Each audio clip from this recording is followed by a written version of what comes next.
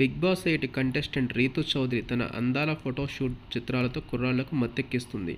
ఎప్పటికప్పుడు సోషల్ మీడియాలో పలు వీడియోస్, ఫొటోస్ పంచుకుంటూ ఆకట్టుకుంటుంది.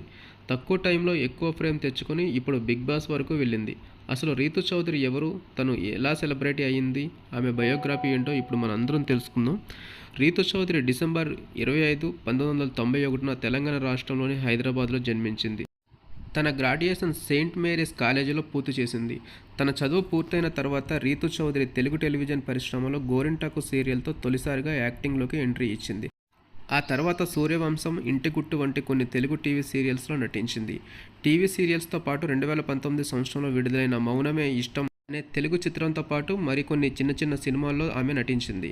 ఈ సినిమాలో నటించిన తర్వాత రీతూ చౌదరి 2 తెలుగు రాష్ట్రాల్లో మంచి గుర్తింపు తెచ్చుకుంది. అంతేకాదు రీతూ చౌదరి శ్రీదేవి డ్రామా కంపెనీ, జబర్దస్త్ వంటి కామెడీ షోలలో కూడా నటించింది. రీతూ చౌదరికి ఓ సొంత యూట్యూబ్ ఛానల్ కూడా ఉంది.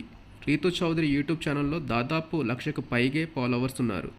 ఇక తన ఇన్స్టాగ్రామ్లో 10 లక్షలకు పైగానే ఫాలోవర్స్ ఉన్నారు.